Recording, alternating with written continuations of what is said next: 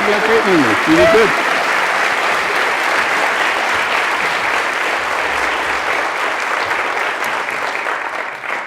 Good evening. How's the sound? Okay? Okay, good, wonderful. I have to begin by thanking all the organizers. The list is very long of all the groups that got together to invite me here and set up this evening with you. I thank them all for their hospitality, the dinner beforehand, and especially for you. And I especially have to thank all of you. I'm sure there are other things you might have wanted to do on a Thursday night. And you will get out of here in time to go home and read your kids and grandkids their stories before bed, right? Okay. So I've been told a couple of things about New Brunswickers. One is that everyone here is above average intelligence.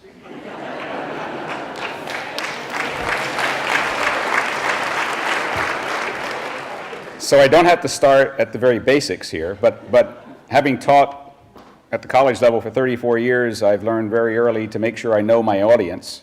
In this case, my students, thank you. So I want to ask a couple of questions before we get started so that I can tune what I'm going to say at the right level.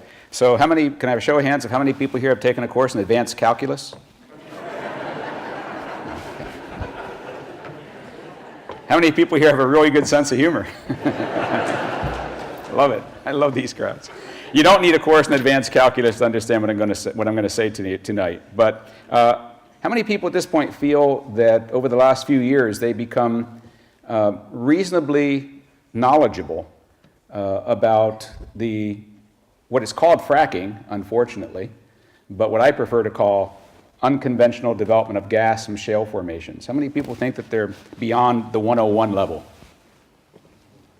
That's fantastic, and that's a tribute to you as citizens of New Brunswick, that you've taken it upon yourselves to go extracurricular, to do informal education on your own time, to learn about something that's very important to you, to your environment, to your province. And I respect that, and I'm going to try to keep that respect in mind and give you the best I can in terms of data, information, knowledge, and interpretation. Basically, I'm here as an interpreter. Having worked with the industry all those years, I know how opaque some of the terminology can be and how easily it can be misconstrued because the words are used uncomfortably, and sometimes they mean totally different things than they appear to mean. I'm aware of how difficult it is for people who don't have experience in the industry to understand how fundamentally complex this whole process is. Not just the fracking, but the whole process from start to finish, from the time the first bulldozer shows up to clear a pad to the time you burn gas in your gas stove. That's the whole cycle. And I'm going to try to pick various places along that cycle and concentrate on them tonight.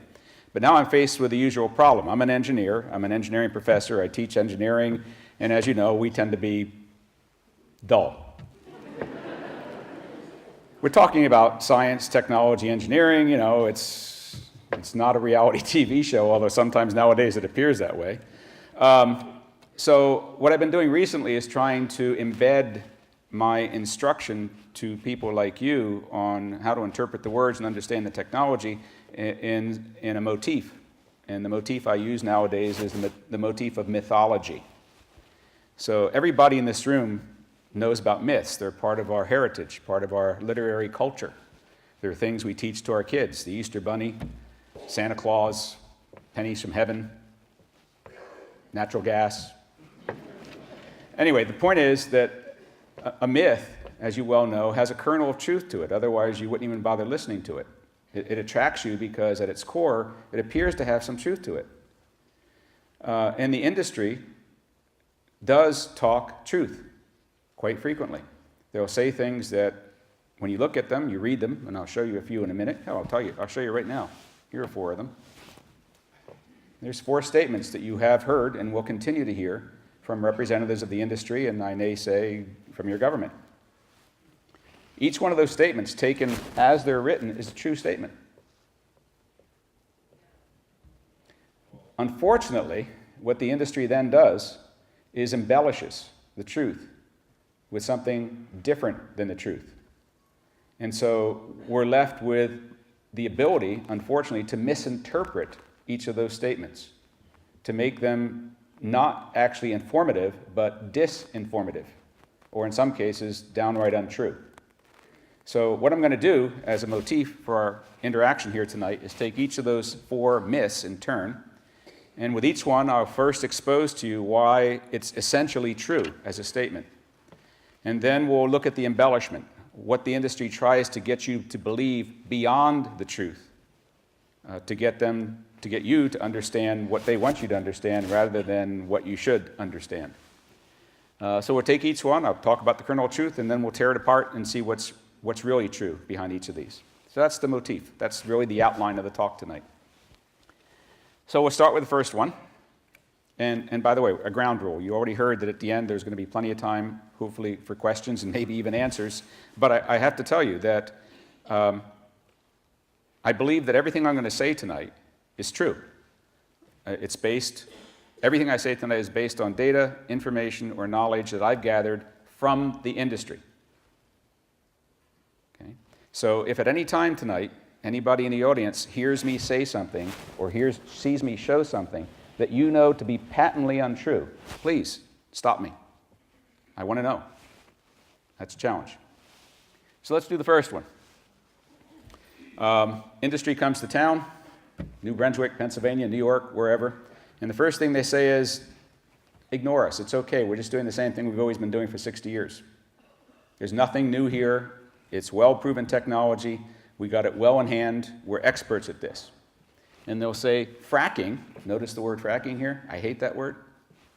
Fracking for gas development is a 60-year-old well-proven technology. That's a true statement. Fracking as a commercial enterprise in support of oil and gas development has been commercially used for 60 years in over 1 million oil and gas wells around the world.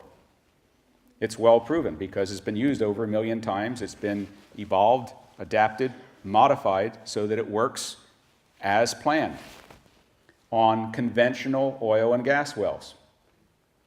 That's the phrase that's missing. Fracking for gas development is a 60-year-old well-proven technology for the development of conventional oil and gas wells. But we're not talking about conventional oil and gas wells, you're supposed to respond. What we're talking about is unconventional oil and gas wells. So is that a big difference? Shouldn't I just take the statement as it is and be comforted by knowing that there's 60 years of experience and it's a well-proven technology? It hardly ever causes problems on conventional wells. Shouldn't I just extrapolate that to unconventional wells? Well, no, you can't. Because unconventional development of gas from shale formations is an entirely different process. So we need to take it apart. So this is where I do the gas development from shales 101, except that we're going to do it in the context of this myth. Unconventional gas development from shales is called unconventional because it had to rely on the relatively recent conjunction of 4 new technologies. There they are: directional drilling, high frac fluid volumes, slick water, and clustered multi-well pads. So we're going to understand in the next 10 minutes or so what each of those words mean and why each one taken separately would not have been sufficient for the gas companies to come to New Brunswick. Taken together, they can. They might. You decide whether they should. So, let's talk about directional drilling.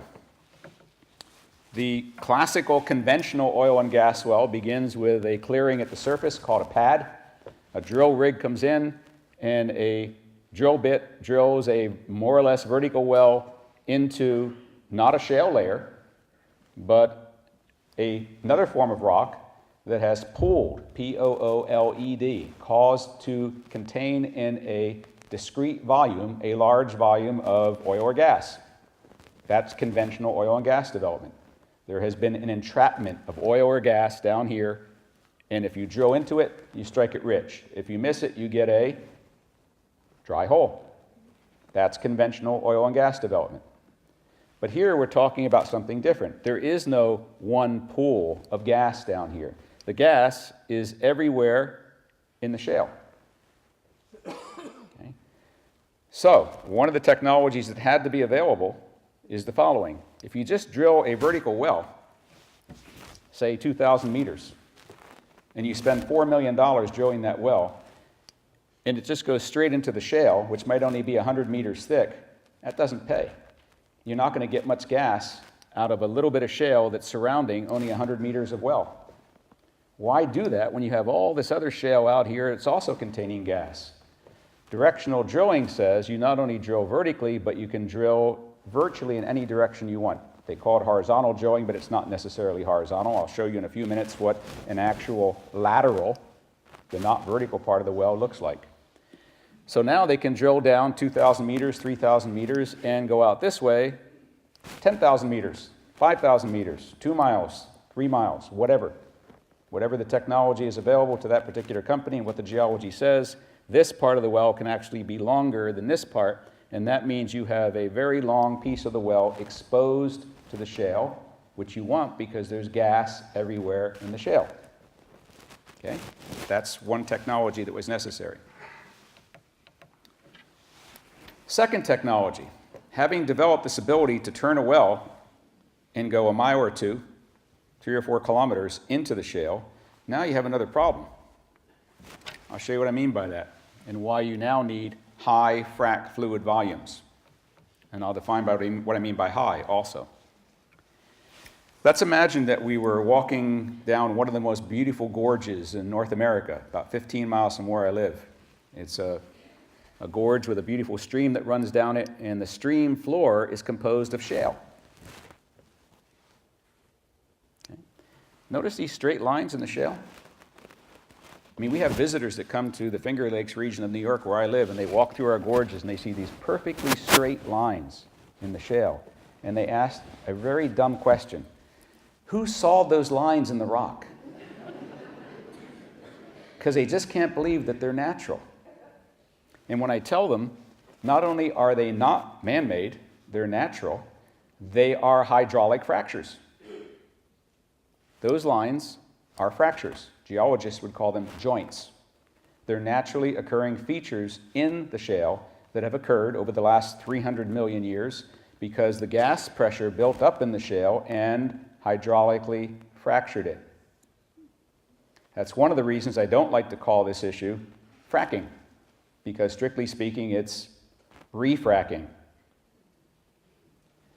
The gas that's in the shale is in 2 places. It's locked up in the blocks of shale between these joints. But that gas is not readily accessible because the shale is very impermeable. For those of you who don't know what that means, impermeability is a characteristic of a solid that says that fluids do not want to flow through it very rapidly. Okay, you put a sponge under your tap water and the water goes right through it, right? It's permeable. You put a piece of steel under your tap water and the water doesn't go through the steel because the steel is impermeable. Well, the permeability of shale is closer to steel than it is to a sponge. So it does no good to try to get a molecule of methane that's in the middle of that rock block. So where is the gas in the shale? It's in the joints. It's in the fractures. That's where it is. Not only is most of the gas in those fractures, but those fractures now can become, if they're reopened and widened, conduits, superhighways for gas to flow out of the shale and into the lateral. So imagine this red line is the lateral of the well. Okay. We perforate the lateral, and I'll show you perforations in a few minutes. We punch holes through it, and then we put a frac fluid under high pressure through those holes, out into those joints, and we reopen them and thereby create a network, a flow network. Those green lines indicate gas that's over here flowing through this joint, goes through that joint, goes into the lateral, goes up the vertical, goes into a pipeline, goes to your house. So the green lines are meant to indicate almost like a traffic pattern. Turn left, go right. The gas flows through the joints. The gas flows out of the joints, along the joints, into the well. Well, that's great. We have a long lateral. It could be 2 miles long, 3 kilometers.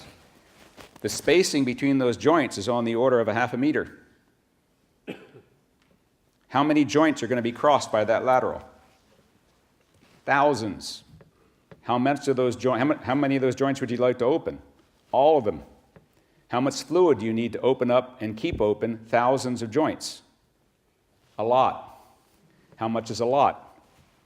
Conventional gas wells, like the ones you have in this region, the tight sand gas wells, typically use on the order of 10,000 liters of fluid, 20,000 liters of fluid, maybe 100,000 liters of fluid at the most. Slickwater hydraulic fracturing of long lateral wells for the unconventional development of gas from shales uses 20 million liters of fluid on average, 2 orders of magnitude larger than conventional. Is that sufficiently different for us to stand up and take notice? Yes, because if you're pumping 20 million liters of fluid down the well, and most of it comes back up as waste fluid, we now have an awesome responsibility. Safeguard that waste fluid and dispose of it in such a way that the environment and human health are not harmed. That's the central issue of unconventional gas development, waste disposal, one of the central issues. So, going back, directional drilling allows the lateral to cross thousands of joints. You want to open all those joints up as far as you can, left, right, up, and down, so that the gas that's stored in them can flow easily back to the well. You need a lot of fluid. How much? 100 times more than conventional wells use. But now you've introduced another problem. That's the problem with engineering. You know, they find a solution to one thing, and the next thing you know, you run up against another problem. Solutions create problems. That's why we have no gray hair. Oxymoron, never mind. So, slick water had to be invented. This is where the geochemists got involved. And they said, you know, to pump 20 million liters of frac fluid, that's water plus chemicals, down a well that's 4 or 5 kilometers long, the vertical plus the lateral, 4 or 5 kilometers, at, say, 50 megapascals, 7,000 or 8,000 pounds per square inch, in an hour, through a pipe that's only about 4 inches in diameter, that takes a hell of a lot of horsepower. In fact, more horsepower than we can probably bring to bear. We burst the pipes trying to pump that much fluid that far at that pressure. So you have to lubricate the water to reduce the friction. Yes, there is friction between water and steel if you're trying to pump a large volume of fluid very rapidly through a small diameter steel pipe. So slick water is the name given to water that has a lubricant added to it.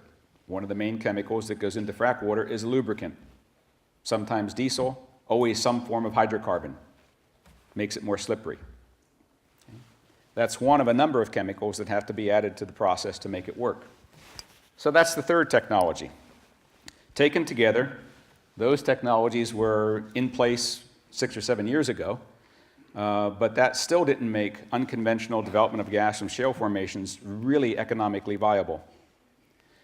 What was necessary is the notion that this idea of a single well from a pad going down vertically, turning horizontally, that's a bankrupt notion. You don't do that. You don't drill one well from a pad. That's what you do conventionally.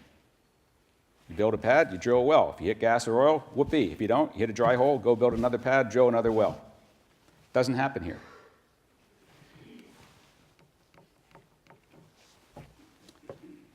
Let me show you what does happen, and I'll show it to you in various ways. The industry is high-tech, very high-tech. They hire the best and brightest out of our universities, they pay them very well, and they say, invent. Use the best technology available for everything. And one of the technologies they use is the technology you now see in movie theaters, 3D. You know, the glasses, virtual reality. So this is an image from a 3D virtual reality room, in this case at Shell.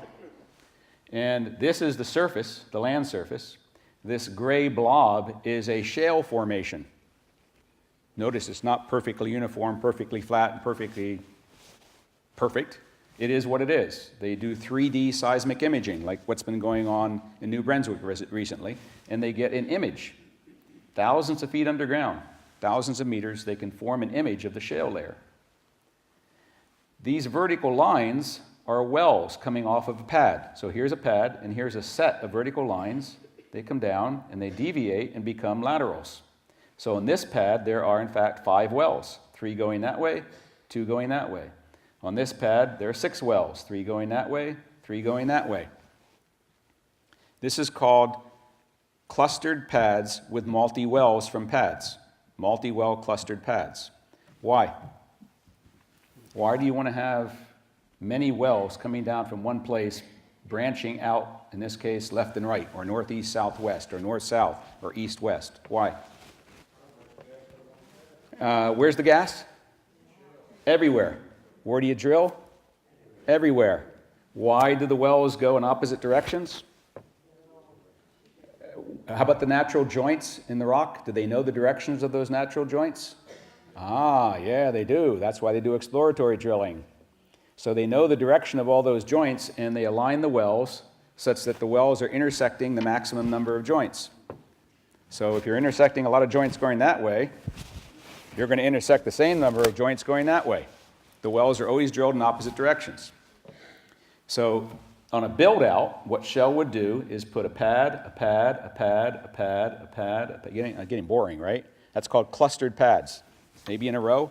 And from each pad, you're going to have 6, 8, 10, 12, 24 wells, half of them going one direction, half of them going the other direction, and eventually, this whole shale formation would be drained.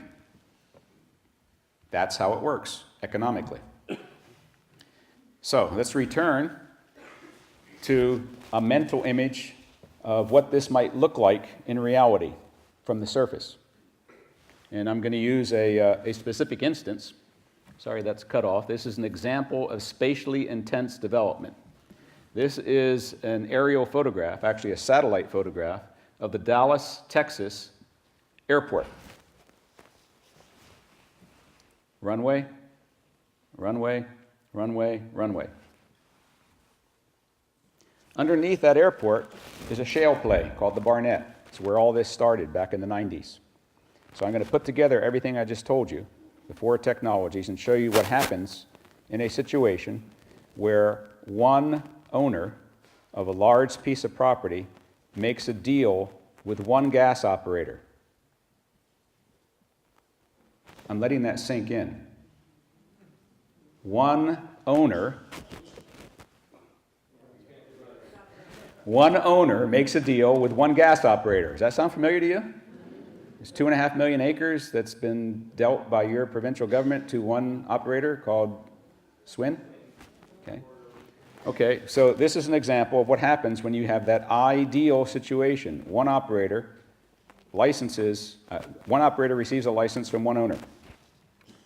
So let's look at that airport property in a different perspective. That's the same airport property, except now every one of these red dots is a pad. Yes, they drilled the hell out of the Dallas-Fort Worth airport. Every one of those red lines is a well, a lateral. So what have they done to this property? They've taken 30 square miles, 18,000 acres, 8,000 hectares, and they've completely saturated it with wells. They're draining as much gas as they possibly can out of that. That's the most economic play that Chesapeake has ever done. They worked with one owner, no competition. Owner gave them carte blanche, drill everywhere you need to drill, to put as many wells as you can, to drain as much gas as you can. Right, so there's a specific example of how all this technology has come together. This was done in the early 2000s. So let's go back and ask ourselves, is hydrofracking, a 60-year-old well-proven technology? If I just say that, is that true? Yes. If I then say fracking is a 60-year-old well-proven technology for the unconventional development of gas from shale formations, is that true? No. So which part of that statement do they tell you? The first part or all of it? Okay. What should you be hearing? All of it. All right. So let's see how long it took for all those 4 technologies to come together. This is a table out of what we have in New York State called an environmental impact assessment. Supplemental generic environmental impact statement. It's required by law in New York State. It's now 1,500 pages long. And we have, by law, a requirement for no fewer than 3 public meetings where any number of citizens of New York State can come to the, your equivalent of the Natural Resources Department and make a statement about the validity of that environmental impact statement. And the citizenry is entitled to write written comments, criticisms. And every comment has to be reviewed by law. This statement has gone through 2 revisions. It's gone from 800 pages to 1,000 pages to 1,500 pages. The last time, the citizens of New York submitted 13,000 comments, every one of which had to be reviewed by our Department of Environmental Conservation. And the environmental impact statement is improved and improved and improved. So here's a table from that impact statement. First horizontal well. Remember that first bit of technology, the ability to go horizontal? 1991, not 1947. Slick water fracturing, the chemistry to make the water slicker, 1996, not 1947. Multi-stage slick water fracturing of horizontal wells, 2002, not 1947. And finally, the use of multi-well pads and cluster drilling 4 years ago. So how old is the process of unconventional gas development from shale formations using current state of the practice? 4 years. How many wells in the world exemplify that practice? About 6,000, not 1 million. All right, so it's a myth, but it has consequences. This is the myth, this is the truth. Unconventional development of gas using high volume. How much? Average of 20 million liters per well in Pennsylvania right now. Slick water, lubricant plus other chemicals in the frac fluid, which were never introduced in conventional wells. Long laterals. How long are the laterals? Up to 2 miles, 10,000 feet, 3 kilometers. It's not a 60-year-old well-proven technology. It's a technology that's been in use for about 4 years on about 6,000 wells, and it continues to evolve today. Every new well of this type which is drilled is a new experience for the operator. Okay. So what? What's the human health impact? There has been insufficient time to conduct scientific investigations, not political investigations. Scientific investigations of the impacts due to this process and the inevitable accidents that are associated with it. We'll talk more about those inevitable accidents as the evening wears on. But insufficient time. What kind of scientific investigations would you like to have available right now before your province says, go?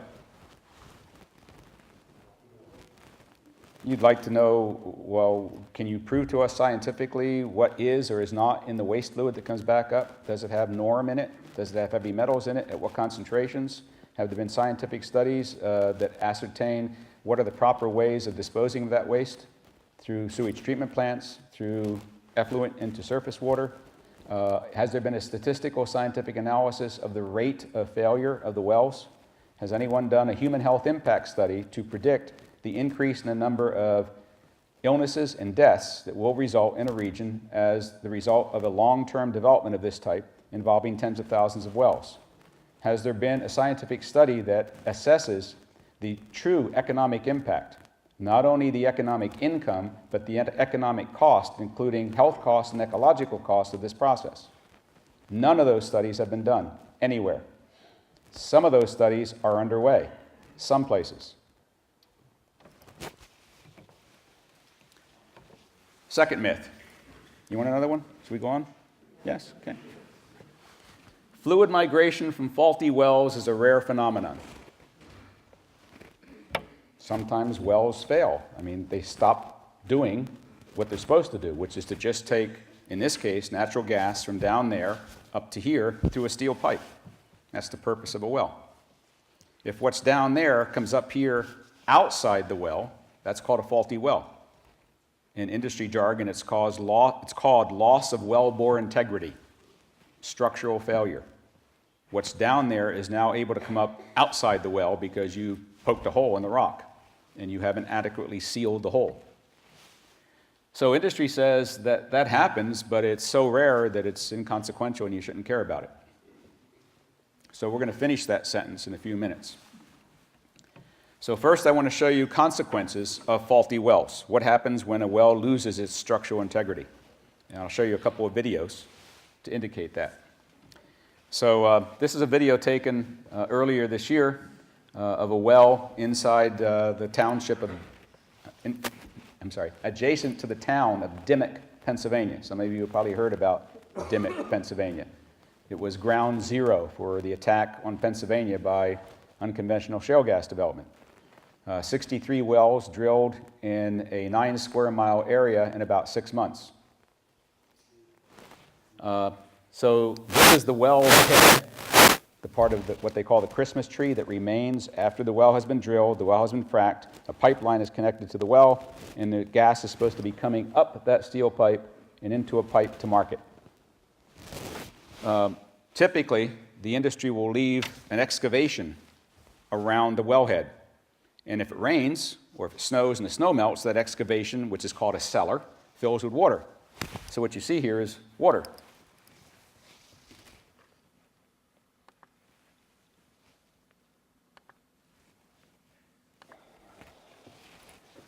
And what you see is bubbling water. So that's a telltale. That's evidence that there is a gas, in this case it's mostly methane, that's bubbling up outside the well. It's not supposed to happen. The well has lost integrity. So what?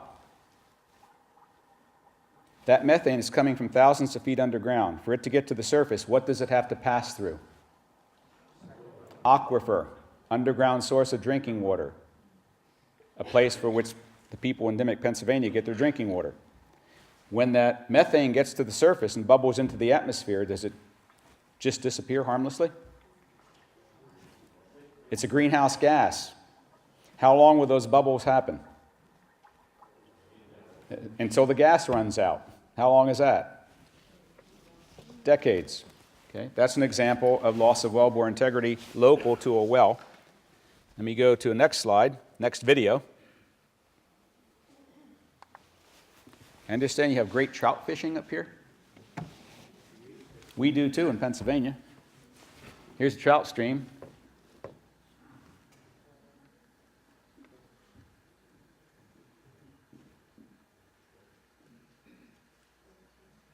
Problem. That's gas bubbling. Again, mostly methane in this case. The nearest gas well, shale gas well, to that bubbling is 3 kilometers away. How far can methane or other hydrocarbons or other fluids that are released by the drilling and or the fracking process migrate underground? Anybody know the answer to that question? They'll migrate as far as they can. How far can they migrate? As far as Mother Nature's rock stratum and existing joint set and existing fault set allows them to. So here's an example where a trout stream becomes a telltale. It says something bad happened to that well 3 kilometers away. But this leads to another question. If the trout stream weren't there and they didn't see the bubbling, how would they know the well went bad? Have you ever seen the forest floor bubble? If here's the bad well and here's the trout stream, has all that gas decided to bypass the forest floor and just bubble up to the surface in the trout stream? No. I mean, who knows? Methane is colorless, odorless, tasteless. You can be walking through the woods and there could be methane bubbling up, not bubbling, migrating up through the forest floor, and you never know the difference. Okay. So those are examples of what happens when a well goes bad. What's down there that's supposed to protect us from that? What does it really look like down there? Has anybody been down a well? Oh, that's a serious question. Come on. Nobody's been down a well. Has anybody ever seen a hydraulic fracture? Anybody seen a casing? Anybody seen a cemented casing? Anybody seen a perforated, hydraulically fracked, cemented casing in real rock? Anybody here? No, you're going to see it. Okay. Back in 1989, I was part of an investigation for Schlumberger in which we were trying to figure out how this really works. We have computer models, and you never trust a computer model until you validate it. Fancy word, validate. To validate a computer model is to compare it to reality and hope that they look the same. Problem is, we really can't go down there and see what happens, so you do the best you can by building a model well, smaller scale. So this is what we did. We took a block, in this case of sandstone, tight sandstone, like the stuff that's being fractured around here. It's about 2 meters on a side. We drilled it right down the middle. We cased it, we cemented the casing, we perforated the casing and the cement, and then we injected fracture fluid into the wellbore. And we put a red dye in the fracture fluid so that it would stain the fractures. And when the test was over, we broke open the block to see what happened. Doesn't that sound like fun? I think it is. I mean, I've been doing this since 1974. I can't think of something more fun to do as a profession than to break stuff. Especially, but you don't see that? No, okay. Weird, I told you.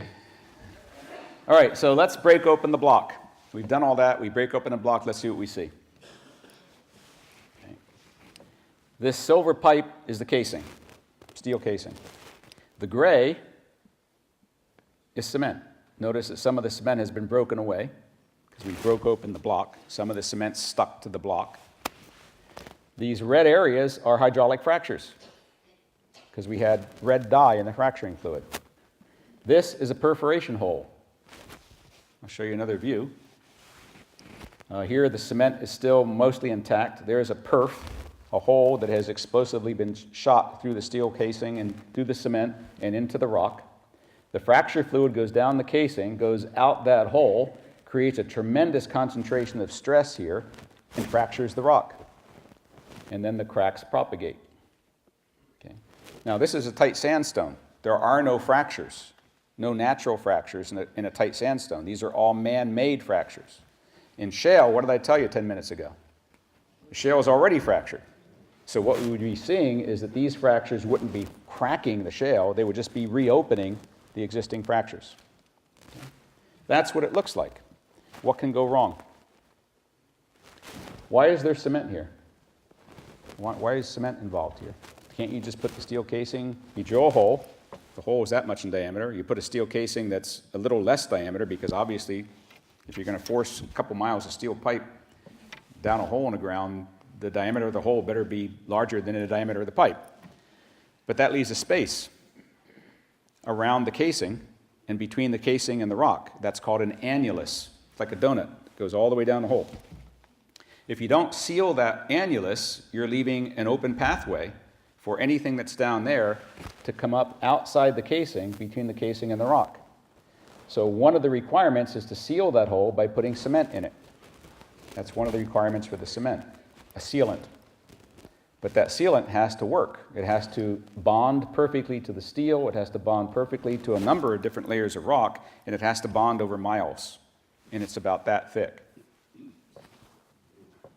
Okay. And it's cement. It goes down as a liquid. After a few hours, it begins to harden. Gradually, it gains strength, and then it begins to shrink and crack and do all the things that you know cement does.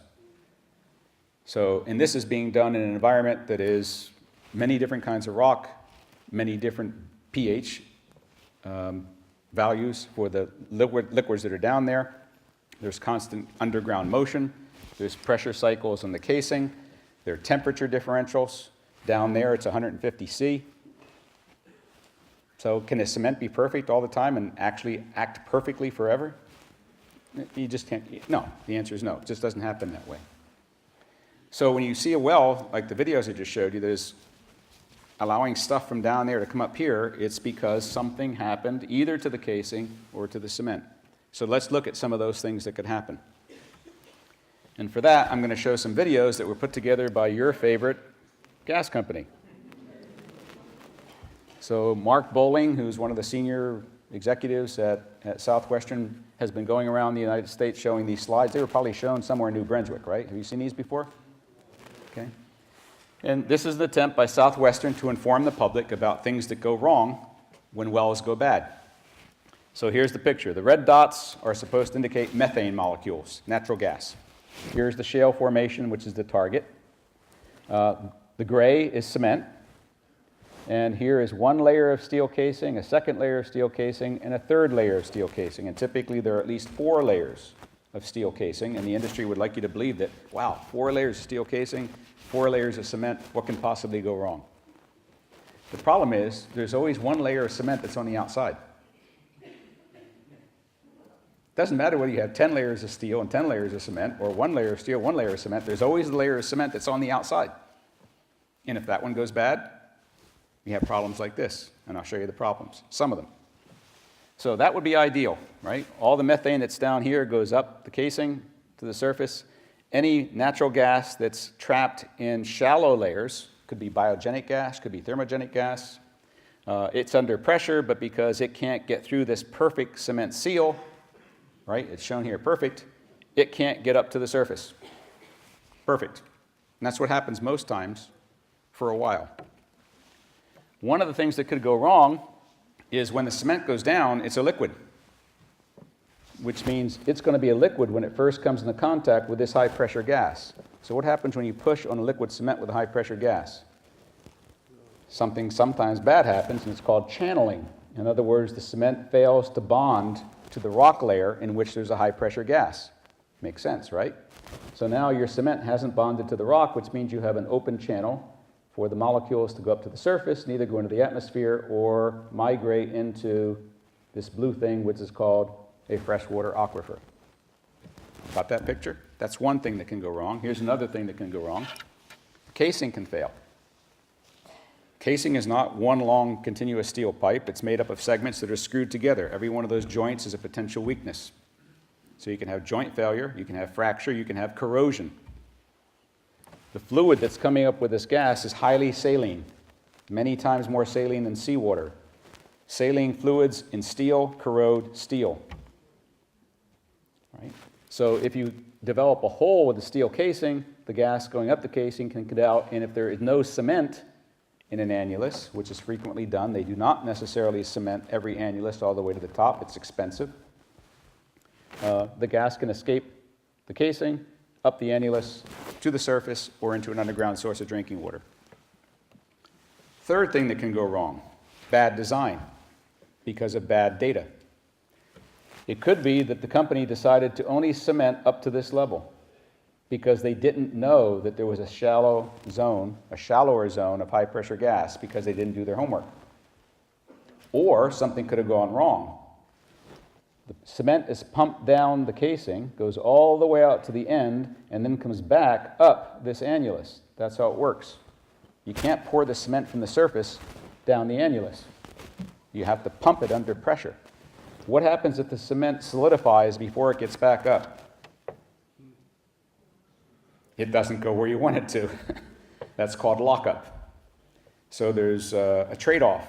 Engineers are always talking about trade-offs. You'd like everything to work perfectly, but you can never get everything to work simultaneously perfectly. So you'd like the cement to stay liquid just long enough for it to get up to the level that you want it to, say up to here, but not so long that it takes a whole day to cure. Because a whole day down means everybody's twiddling their thumbs. You can't do anything else. Downtime is thousands of dollars per hour. So the cement chemist wants to design the cement so that it has all these perfect qualities. It bonds perfectly to the steel forever, bonds perfectly to many different kinds of rock forever, doesn't channel, doesn't crack, doesn't shrink, and solidifies at just the right time. It's called unobtainium.